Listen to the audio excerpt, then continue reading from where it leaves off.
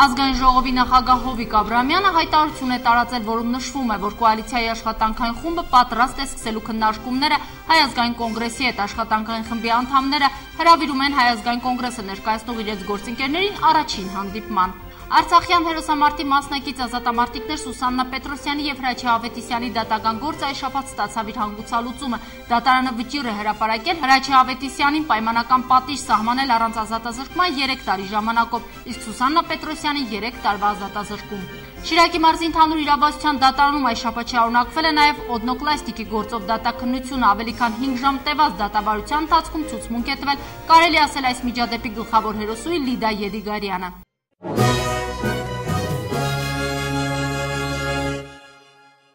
Բարև ձեզ, անցնող շաբաթվա կարևոր նորությունների մեկնաբանությամբ դուք դիտում եք շաբաթն անց լրատվականը։ Անցած շաբաթ ազգային ժողովի նախագահ Հովիկ Աբրամյանը հայտարարություն է տարածել,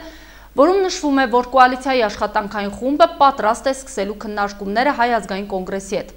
Հայտարարության մեջ մասնավորապես նշված է. քաղաքական կոալիցիայի անունից լիազորված եմ հայտարարելու, որ կոալիցիոն կուսակցությունների կողմից ձևավորված աշխատանքային խումբը Դավիթ Հարությունյանի, Գագիկ Մինասյանի, Նաիրա Զոհրաբյանի, Վարդան Բոստանջյանի, Մհեր Շագերդյանի եւ Խաչիկ Հարությունյանի մասնակցությամբ պատրաստ է սկսելու քննարկումների շարքը Հայ ազգային կոնգրեսի համապատասխան հանձնախմբի հետ։ Աշխատանքային խմբի անդամները հրավիրում են Հայ ազգային կոնգրեսը ներկայացնող իրենց գործընկերներին հուլիսի 18-ին ժամը 16:00-ին հանրային խորհրդի փոքր նիստերի սրահ առաջին հանդիպման համար։ Իսկ մինչ այս հայտարարությունը կոալիցիոն կուսակցությունների կողմից ձևավորված աշխատանքային խմբի 2 անդամների հետ զրուցել է Գալանյուսի նկարահանող խումբը։ Թեև իշխանական թևի տարբեր ներկայացուցիչներ բացառում էին, որ Հայ ազգային կոնգրեսի հետ երկխոսելու նպատակով պատվիրակություն կկազմեն, սակայն պատվիրակներ այնուամենայնիվ ընտրվեցին։ Ընդդիմությանը երկխոսելու համար ձևավորված աշխատանքային խմբում կոալիցիոն կուսակցություններից ընդգրկված են 2 անդամներ, 6 անդամներից 5-ը падգամավորներ են։ Աշխատանքային այդ խմբում է նաև Բարգավաճ Հայաստան խմբակցության ազգային ժողովի եվրոպական ինտեգրման հարցերի մշտական հանձնաժողովի նախագահ Նաիրա Զոհրաբյանը։ Մարտ 1-2-ի ողբերգական իրադարձություններից հետո, երբ որ հրավիրվեց 2009 թվականի փետրվարի 12-ին Բարգավաճ Հայաստան կուսակցության հերթական համագումարը, ուզում եմ հիշեցնել, որ դեռ այն ժամանակ մեր համագումարը կուսակցության ընդունեց հայտարարություն, որում ասված էր, որ կա երկրում քաղաքական նոր մշակույթի ձևավորման անհրաժեշտություն, պիտի երկրում ձևավորվի քաղաքական հանդուրժողականության փոխադարձ վստահության մթնոլորտ։ Իսկ ինչի շուրջ են երկխոսելու կամ որոնք են օրակարգային խնդիրները հարցին Նաիրա Զոհրաբյանը պատասխանում է, որ կերկխոսեն եւ օրակարգը ինքնըստին կյանք ձևավորվի։ Իսկ ազգային ժողովի տնտեսական հարցերի մշտական հանձնաժողովի նախագահի տեղակալ Վարդան Բոստանջյանը, ով եւս աշխատանքային խմբում է, ասում է, որ օրակարգային թեմաներն են լինելու ժողովրդի առջև ծառացած սոցիալ-տնտեսական խնդիրները։ Խնդիրներ, որոնք ծառացած են մեր հանրապետության առաջ եւ այդ խնդիրները լուծում ունեն, լուծման կարիք ունեն։ Իհարկե որոշ խնդիրներ կարող են նաև ավելի առաջնահերթ այդպես ու հրատապ ներկայանալ, որի վերաբերյալ կանցկում է քննարկումների արդյունքում մենք իհարկե գնահատականներ կտանք եւ բնականաբար իշխանությունները հակված են, այո, հնարավոր չափով ուրեմն բոլոր խնդիրները կամ հանրապետության առաջ ծառացած խնդիրները լուծել։ Աշխատանքային խմբի անդամներից հարցրեցինք նաև, թե մտածում են արդյոք երկխոսել արտահայտ ընտրություններ անցկացնելու հարցի շուրջ։ Իշխանությունը բացառում է երկխոսություն այդ հարցի շուրջ ծավալելու հնարավորությունը, պատասխանեց Նաիրա Զոհրաբյանը։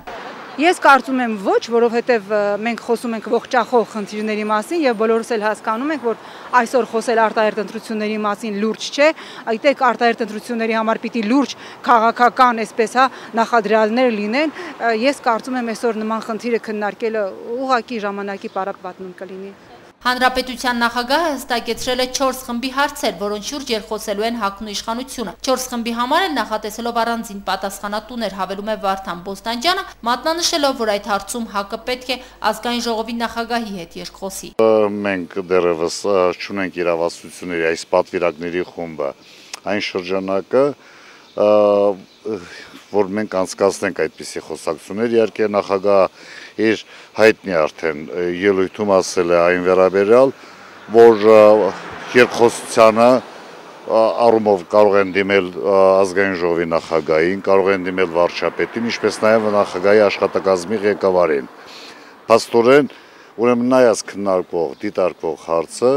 դրանք կլինեն ըստ էության ամեն մի իշխանության թևի եւ համապատասխան կառույցների իրավասության խնդիրը։ Ես չեմ կարծում, որ այդպիսի խնդիրը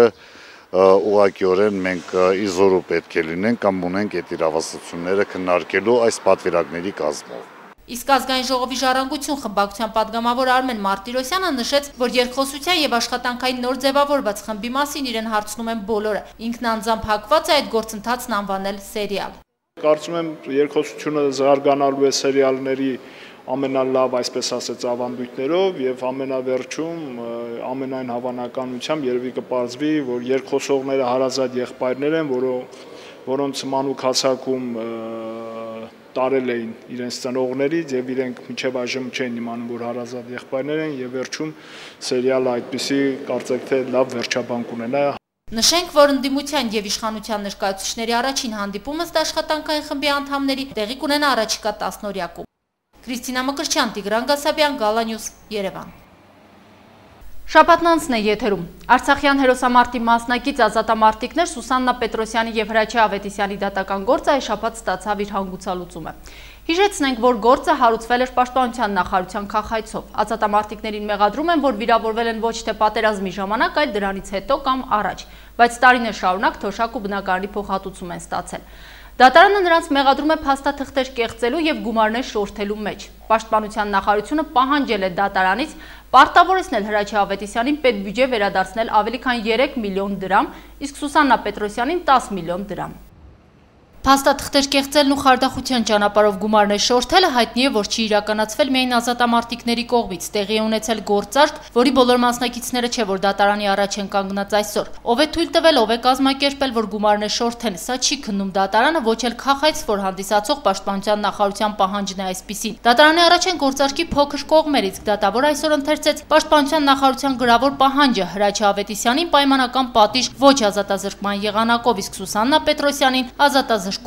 Ամբաստանյալների շահերի պաշտպանը հանդես եկավ միջնորդությամբ կիրառել համաներում քրեական օրենսգրքի 325-րդ հոդվածի նկատմամբ, այն է փաստաթղթեր կեղծելը։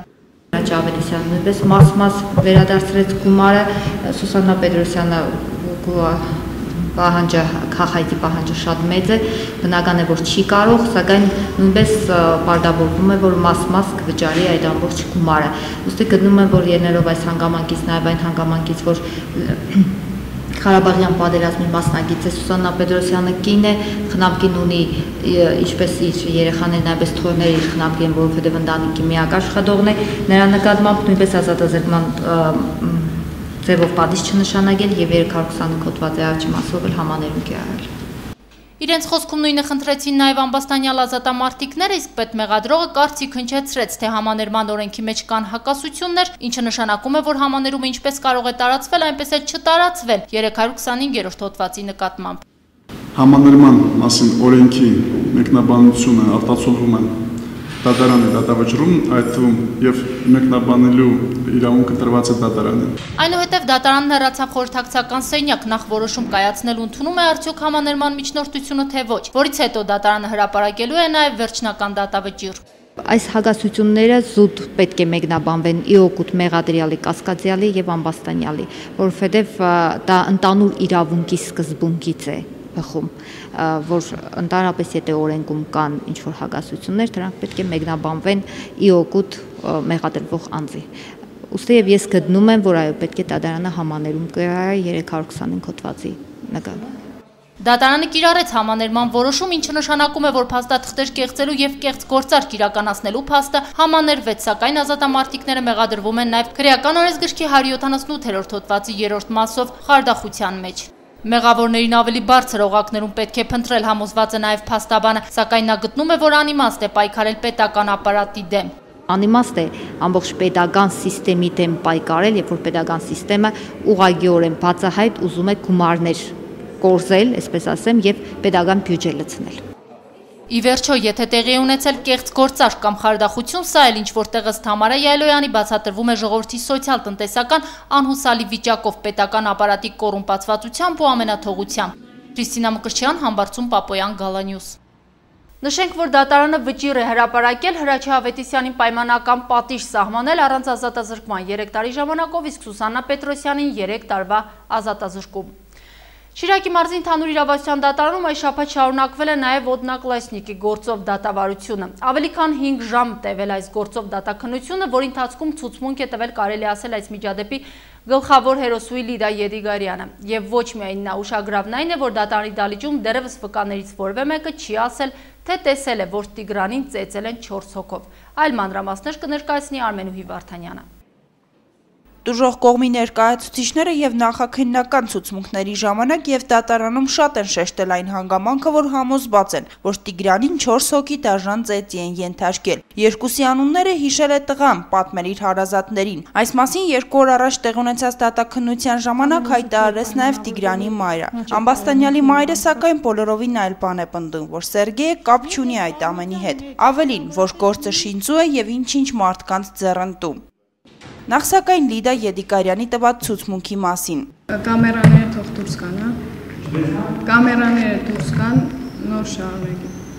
Տեսախցիկներն անջատվեցին, բայց մենք փորձենք արտաբերել այն, ինչը հայտարարեց դահլիճում Լիդա Եդիգարյանը։ Նախ նա նշեց, որ փախիր ես քո բովանդակությամբ հաղորդագրությունը ստանալուց հետո զանգել է ընկերոջը Սամվելին եւ պատմել կատարվածը։ Հերթական պարապմունքից հետո Սամվելը մոտեցել է Տիգրանին, որոշ ժամանակ անց Լիդան իր ընկերուհու հետ նկատել է, թե ինչպես է Տիգրանը փախչում, իսկ Սամվելը նրա հետևից։ Մյուս տղաներին էլ Լիդան տեսել է 58 թաղամասում, բայց նրանք կապ չեն ունեցել դեպքի հետ եւ միասին չեն եղել, հայտարարեց նա։ Մինչդեռ նախաքննական ցուցմունքներում Լիդան բոլորովին այլ բան է նշել, որ 4 ընկերներով են Տիգրանի հետևից վազել։ Դա սուտ ցուցմունք էր, հայտարարեց Լիդան, որը գրել է քննիչը իր ձեռքով։ Արետ Արփինյանը, ում անունն այս գործում ի դեպ շատ է շեշտվում։ Լիդայի խոսքերով քննիչը համոզել է ու անգամ սպառնացել, որ եթե ինքը տա միայն Սամվելի անունը, նրանք կդատապարտեն ՑՄԱ։ Միևնույն ժամանակ քննիչը հանգստացրել է աղջկան, որ մյուս տղաները հանդես կգան որպես վկա։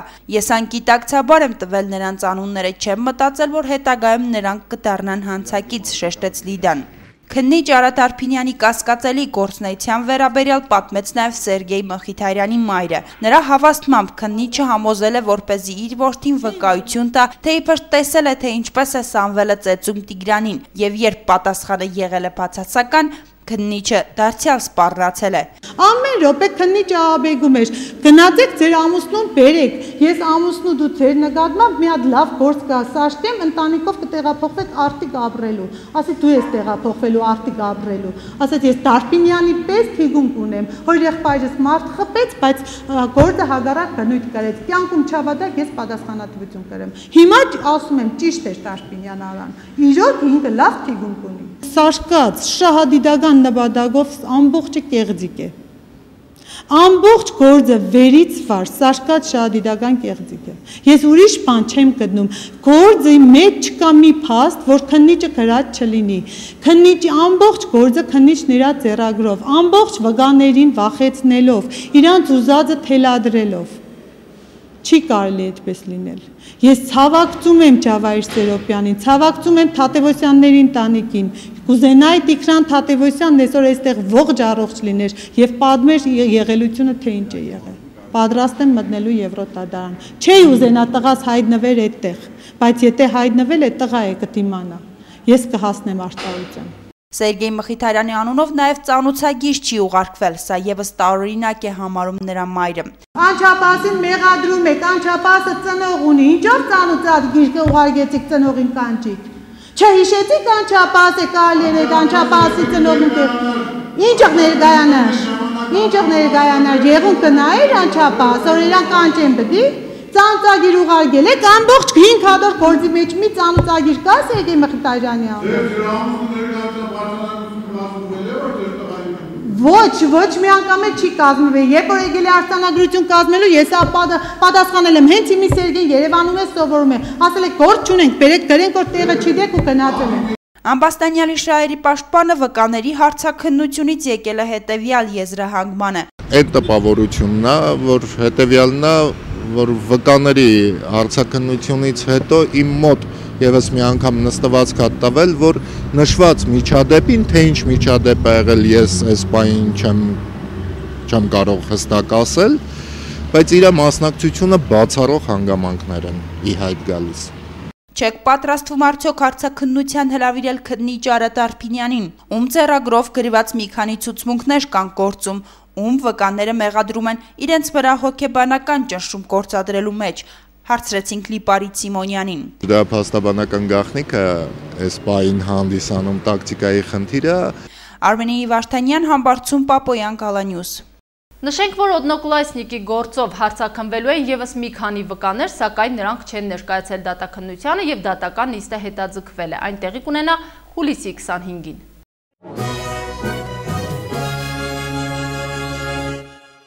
Forbes հեղինակավոր ամսագիրը հրապարակեց աշխարհի 10 վատագույն տնտեսություն ունեցող երկրների ցուցակը, որում Հայաստանը զբաղեցրել է երկրորդ հորիզոնականը Մադագասկարից հետո 117 երկրներից ընտրվել է վատագույն տասնյակը։ Այս շաբաթ տեղի ունեցավ բնակարանային շինարարության ծրագրերի շրջանակներում կառուցված բնակարանների հատկացման հարցով հանձնաժողովի 2011 թվականի առաջին նիստը։ Քաղաքաշինության նախարարի հավաստմամբ արդեն բնակարանի շահառու է ճանաչվել մոտ 80 ընտանիք։ Կարգտարություն Շիրակի մարզի Մարմաշեն համայնքում անցած շաբաթ տեղացած կարկուտը զգալի վնասներ է պատճառել համայնքի գյուղացիական տնտեսություններին։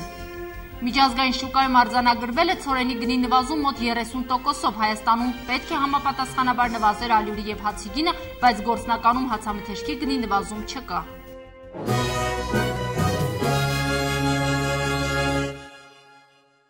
Վերջերս Forbes հեղինակավոր ամսագիրը հրապարակեց աշխարհի 10 վատագույն տնտեսություն ունեցող երկրների ցուցակը, որում Հայաստանը զբաղեցրել է երկրորդ հորիզոնականը Մադագասկարից հետո։ 117 երկրներից ընտրվել է վատագույն տասնյակը, հաշվի առնելով 3 տարվա ընթացքում երկրի համախառն ներքին արդյունքի աճը եւ գնաճը, արտաքին պարտքն ու ներմուծման արտահանման հարաբերակցությունը։ Մեր երկրի տնտեսության վերաբերյալ իրենց գնահատականներն են հնչեցրել նաեւ մեր համակարգացիները։ Forbes-ի գնահատականների հետ նրանք համաձայնել են։ Ոմանք շեշտել, որ այն ուռչեցված է։ Հարցումները առանց մեկնաբանության։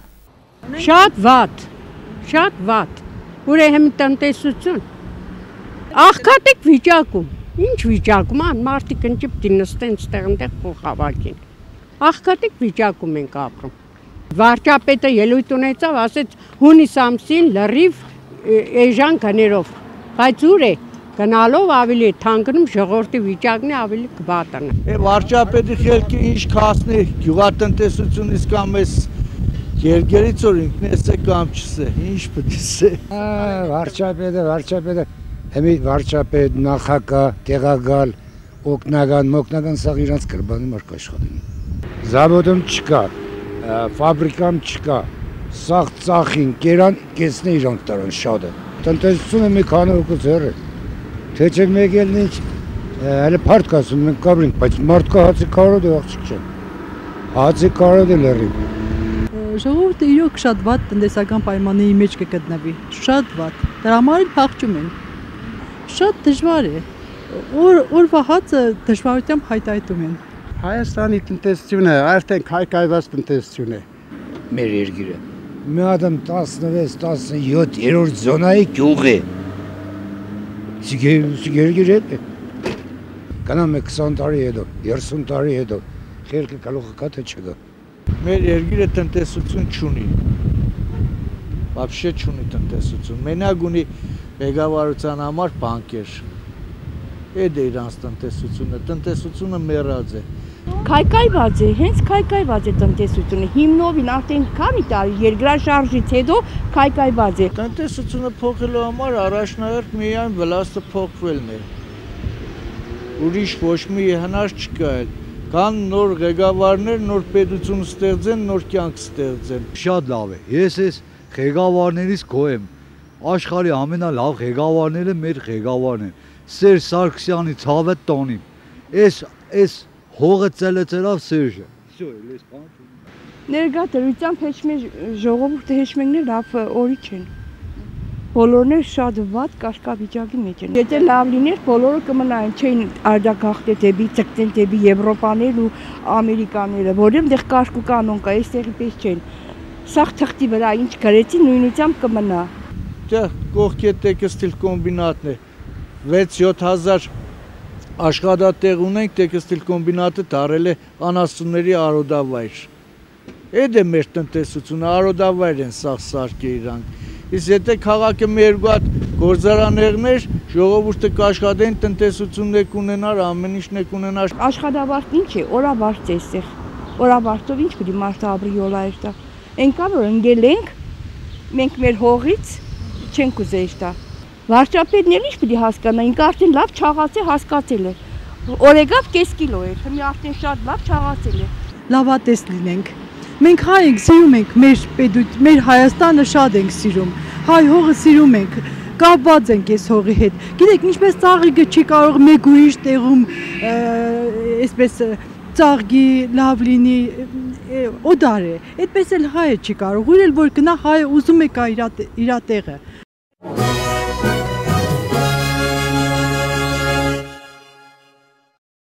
Այս շաբաթ տեղի ունեցավ երկրաշարժի հետևանքով անօթևան մնացած ընտանիքների բնակարանային խնդիրների լուծման նպատակով իրականացվող բնակարանային շինարարության ծրագրի շրջանակներում կառուցված բնակարանների հատկացման հարցերով հանձնաժողովի 2011 թվականի առաջին նիստը։ Քաղաքաշինության նախարարի հավաստմամբ արդեն բնակարանի շահառու են ճանաչվել մոտ 80 ընտանիք։ Թեև շատ են նաև այն ընտանիքները, որոնք փաստաթղթերը դեռևս լիարժեք չեն ներկայացրել։ Նրանց կտրվի ժամանակ փաստաթղթային անճշտությունները հարթելու համար։ Այլ մանրամասներ առաջարկվող տեսանյութում։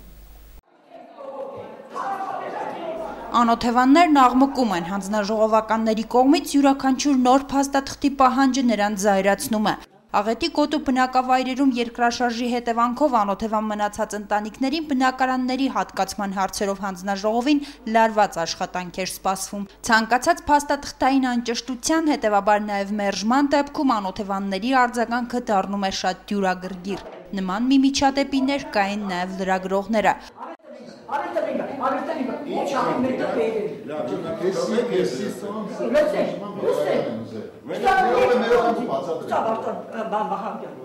Քաղաքաշինության նախարարը հորդորեց լրատվամիջոցներին դուրս գալ եւ չմասնակցել նիստին։ Հետո արդեն մեզ հետ ունեցած զրույցի ժամանակ նախարարը պարզաբանեց, որ ինքը հասկանում է գյումրեցիների մտահոգությունները, սակայն այդ ամենը հաշվի առնելով էլ զգուշացրեց, բացառություններ չեն լինի։ Մարդիկ շատ վատ են ընդունում, որ իրենք շահառու չեն ճանաչում, բնակարան չեն ստանալու, բայց դա արդեն մենք ոչինչ չենք կարող անել, այլ ընտանիքները, որոնք որ իսկապես բնակարանի խնդիր չունեն, մենք հանձնաժողով ոչ մի բացառություն մինչև օրս չի արել եւ չի էլ անելու։ Եթե բնակիչը բնակարան չի ստանում, ես իրով թորմուկը ինչ որտեղ ըմբռնումով եմ մոտենում։ Հանձնաժողովը պարտավոր է բնակբաշխման նախորդ փուլի նման այս անգամ էլ մեկ առ մեկ ուսումնասիրել բոլոր գործերը, համոզվել, որ շահառուի փաստաթղթերն առկա են գործում, որ չկան թերություններ կամ կասկածելի հանգամանքներ, եւ միայն նոր տալ համաձայնություն այն մասին, որ ընտանիքը դառնալու է բնակարանատեր։ Դրա հետ մեկտեղ մենք շահառուին, եթե մերժում ենք, մի քանի անգամ նրա գործն ուսումնասիրում ենք, հրավիրում ենք հանձնաժողով մենք բացատրում ենք, թե ինչի համար ենք մերժել, որպեսզի ինքը իմանա, այնպես որ գաղտնիք ոչ մի բան չեն կանում։ Շատ են այն ընտանիքները, որոնք տարբեր պատճառներով չեն կարող ներկայացնել պահանջվող փաստաթղթերը, կամ ընտանիքի անդամներն են բացակայում, գտնվում են արտերկրում, կամ ընտանիքի այս կամ այն անդամը բնակության այլ հասցե է տեղափոխվել, բայց բնակարան է պահանջում եւ այլն։ Խնդիրները տարատեսակ են։ Սակայն անկախ բոլոր տեսակի դժվարություններից, եթե անօթևանը ցանկանում է ստանալ բնակարան, պիտի անի հնարավորը բոլոր պահանջվող փաստաթղթերը Շիրակի մարզպետարանի քաղաքաշինության վարչությանը ներկայացնելու համար։ Հնարավորինս շուտ իրենց պահանջող փաստաթղթերը ներկայացնեն հանձնաժողովին, որպեսզի մենք իմանանք ում ենք հատկացնելու, ում ոչ։ Այսօր մենք ոչ թե երևի, այլ հստակ 85-ից 90 շահառուի մենք ճանաչենք որպես ընտանիքի կճանաչենք որպես շահառու։ Այդ ընթացքում բնականաբար կան շահառուներ, որոնց փաստաթղթերը թերի են, ժամանակ կտանք ընթացքում, որ բերեն լրացնել եւ նորից մեկ անգամ եւս կուսումնասիրենք։ Հարկ է նշել, որ հանձնաժողովը բնակարանային ապահովման ծրագրի շրջանակներում դիտարկում է սահմանված կարգով հաշվառված եւ մինչեւ 2011 թվականի օգոստոսի 1-ը անհրաժեշտ փաստաթղթերով համալրված ամբողջական փաստաթղթային փաթեթներ ունեցող ընտանիքների գործերը։ Արմենի Վարդանյան, Համբարձում, Պապոյան, Գալանյուս։ Կարգտահարություն Շիրակի մարզի Մարմաշեն համայնքում անցաչափած տեղացած կարկուտը զգալի վնասներ է պատճառել համայնքի գյուղացիական տնտեսություններին։ 15 րոպե տեղացած կարկուտը վնասել է Մարմաշենի ցորենի, գարու եւ կարտոֆիլի ցանկատարությունները։ Մինչ գյուղացին հաշվում է իր կրած վնասները, պարզվում է մարզի գյուղվարչությունում կարգտահարության մասին տեղեկություններ չունեն։ Մարզի գյուղվարչությունը կարգտահարության մասին հազանգ ստացել է միայն Անիի տարածաշրջանի Ջրափի համայնքից։ Այլ մանրամասներ կպատմի Փայլակ Վահրադյանը։ Մարմաշեն համայնքում 15 րոպե տեղացած կարկուտը վնասել է հատկապես ցորենի ցանկատարությունները։ Զգալի վնասներ են կրել նաև բանջարանաբոստանային այլ կուլտուրաներ։ Գյուղացին բերք ստանալու ակնկալիք այս տարի եւս չունի, ասում են բերքի շուրջ 50%-ը ոչնչացել է։ Բացի ցանկատարություններից տեղացած կարկուտը վնասել է նաև պտղատու ծառերը։ Հիմա գյուղացին հաշվում է իր կրած վնասի չափերը, իսկ մի քանի օր առաջ նույն այս համայնքի տնտեսություններին սպառնում էր երաշտը։ Ահավոր կարկուտ, շիտիլից հետ բռնծրած, ցորենը, գարին, կարտոշկեն, այս չափսի հավգտի չափ, ծվի չափ կարկուտ էր։ Վնասվել է հացահատիկը, գարին, կարտոշկեն, բոստանային այլ բանջարային, բոստանային կուլտուրային աշխատանքները։ Համի մեն մնում է պետության խիրջը, թե ինչ ծևի, ինչ տյանի, թե հողի հարդ է, թե բան է, հեչ միջոցառում չեն առնում։ Իսկ 10% չկավ, իսկ անցած տարի էլի նույնն է, այս տարի էլի նույնն է։ Ոչ մի բան չեմ ստացել, նույնն է էլի այս տարի։ Հիմա ան կարտոշկային ցանի կարտոշկի գամուտն է չունիմ։ Բանջարին սա հարունգ է, սա եղածած էլ կաղան պեբան է տրել եմ էլի նույն 0 վիճակն է վիճակը։ Ակնկալիքներն 100% ակնկալիք ունեն, բայց 50% է չունեն։ Ամեն տարի էս է։ Հեչ մետեղից է ոչ օգնություն ունին, ոչ էլ հեչ մարդը տես չի եղել։ Փոխհատուցման ակնկալիք գյուղացիները չունեն։ Բնականաղետների ժամանակ կրած վնասները գյուղացիները ստիպված են սեփական ուժերով վերականգնել, իսկ համապատասխան միջոցներ այս մարդիկ չունեն։ Դեռևս տարեսկզբին վարք են վերցրել, կատարել գյուղատնտեսական աշխատանքներ, հիմա կանգնել են լրջագույն փաստի առաջ։ Ցանել էինք ամեն ինչին փողը տվել ենք, բայց դե գյուղացու տանջանքը։ Պետք է բերքը քաղենք ենել չեղավ։ Տեխնիկան առը գնացել եմ, ոչ քաղելու բան է, ոչ բերելու բան է։ Այդ ես ինչ եմ, մնդանիկ պայեմ, ծենող պայեմ, ընձի պայեմ դե քաղաքացուն ապահովում դե, ես յոլա եշտամ դե ծախսեր ինչով դե օկամ էջ։ Պետությունից մեկը օգուտում չունենք վնասից բացի։ Մենակ հողերի հարգը տվեք, էսի գերեք, ենի գերեք, ինչ պետք է եղնի։ Ինչ չափի վնասներ է կրել Մարմաշեն համայնքը, ուսումնասիրություններ ոչ մի կառույց չի կատարել։ Պատճառն այն է, որ ինչպես համայնքապետը, այնպես էլ այն գյուղացիները, որոնց ցանկատարությունները վնասել է կարկուտը, այդ մասին չեն տեղեկացրել համապատասխան մարմիններին։ Շիրակի մարզի գյուղվարչության պետը Առավոտյանը հազանգ ստացել է միայն Անիի տարածաշրջանի Ջրափի համայնքից։ Ես ընդամենը տեղակն եմ, որ Շիրակի մարզի Ջրափի համայնքում է 3 երեկոյան կարկուտ տեղացել։ Ես Մարմաշեն համայնքում առաջ անգամ եմ լսում։ Ոչ համայնքի ղեկավարն է տեղակ պահել, ոչ է որևէ մեկը, ոչ MÇ-ից ԱԶՄ կա, այսինքն բնականաբար կամ պետք է մարզպետարան տեղակ պահեն կամ արտակարգ իրավիճակներ։ Ոչ արտակարգ իրավիճակներից մենք ԱԶՄ ունենք, ոչ էլ մարզպետարանից։ Այսինքն համայնքի ղեկավարը միգուցե կարկուտ է եկել, միգուցե շատ փոքր չափերը, որը բնականաբար վնաս չի տվել։ Կամ եթե անգամ վնաս է տվել 20-30%, դա վնաս չի համարվում։ Մարմաշենում հակակարգտային կայան տեղադրված չէ։ Ավելի ճիշտս գյուղաբնակների 1 տարի առաջ այն հանվել է, իսկ թե ինչու չգիտեն։ Համայնքում հակակարգտային կայան տեղադրված չի եղել, ասում է գյուղվարչության պետը։ Շիրակի մարզում կա ընդամենը 11 հակակարգտային կայան, իսկ մարմաշենցիները, եթե ցանկանում են ապահովագրել իրենց բերքը, պարտավոր են սեփական միջոցներով տեղադրել։ Մեր մարզում կենտրոն է եղել Կարմուտում, հրանոթները եղել են Հայկավանում։ Մարմաշենում ընդհանրապես հակակարգտային կայան չի եղել։ Ներկա փուլում 2000 թվականից սկսած անկախության տարիներից հետո Մարմաշենում հակակարգտային կայան չի եղել, չգիտեմ ով է տեսել, ով է ստեղծել։ Մովսես Մանուկյանը մեզանից իմանալով կարգտահարության մասին լուրը ստիպված եղավ զանգարել Մարմաշենի համայնքապետին, վերջինս էլ բնականաբար հաստատեց այդ տեղեկությունը։ Կկազմվի համապատասխան խումբ ուսումնասիրելու համար համայնքաբնակների կրած վնասները։ Փայլակ Վահրադյան, Մարտուն Գրիգորյան, Գալանյուս։ Հուլիսի 1-ից միջազգային շուկայում արձանագրվել է ցորենի գնի նվազում մոտավորապես 30%-ով։ Եթե միջազգային շուկայում ցորենի գինը նման կտրուկ անկում է ապրել, ապա բնական է սպասել, որ Հայաստանում պետք է համապատասխանաբար նվազի ալյուրի եւ հացի գինը, բայց գործնականում հացամթերքի գնի նվազում չկա։ Փետրվար-մարտ ամիսների գների հետ համեմատած ալյուրի մեծածախ գինը հուլիսին Հայաստանում նվազել է ընդամենը 10 դրամով։ Վերջին տարիների վերլուծությունը փաստում է, որ Հայաստանյան շուկան շատ արագ արձագանքում է գնային թանկացումներին բոլոր ապրանքատեսակների առումով, իսկ ինչու միջազգային շուկայում արձանագրված գնանկմանը զուգահեռ Հայաստանում գնային նվազում տեղի չի ունենում։ Մեր լրագրողը թեմայի շուրջ զրուցել է տնտեսագետների հետ։ Վերջին օրերին հայաստանյան շուկայում կատարված ուսումնասիրությունները ցույց են տվել, որ ներկայումս հացահատիկն ու ցորենը 23%-ով ավելի էժան է վաճառվում, քան 1.5 ամիս առաջ, բայց դա ամենևին էլ չի նշանակում, որ մեր երկիրն արձագանքել է միջազգային շուկայում տեղի ունեցած գնային փոփոխություններին։ Խնդիրն այն է, որ հայաստանյան շուկայում մինչ օրս վաճառվում է տարեսկզբին թանկ գներով Հայաստան ներկրված ցորենը, ու քանի որ ներկրող ընկերություններն էլ սահմանափակ են, իրենց շահույթը չկորցնելու համար դեռևս գրեթե նույն գներով են ապրանքն իրացնում։ Մեծականակ գնումների են քանակը, որը հələ դեռ չի սպառվել, 5 գնով է միգուցե ձեռք բերվել։ Մյուս կոմպոնենտը, որը ազդում է չեժանանալու վրա, ցորենի շուկան երևի Հայաստանում օլիգոպոլ շուկա է իրենից ներկայացնում, այսինքն ներկրողների քանակը սահմանափակ է, երևի բոլորս էլ գիտենք մեր տնտեսությունն է, բոլորս էլ հիմա քաղաքականացված ենք, ամեն ինչը ազդում է մեր վրա, տնտեսություն, քաղաքականություն իրար հետ շատ կապված են եւ այդ օլիգոպոլ շուկայի կանոններից մեկն էլ այն է, որ ոնց որ թե գինը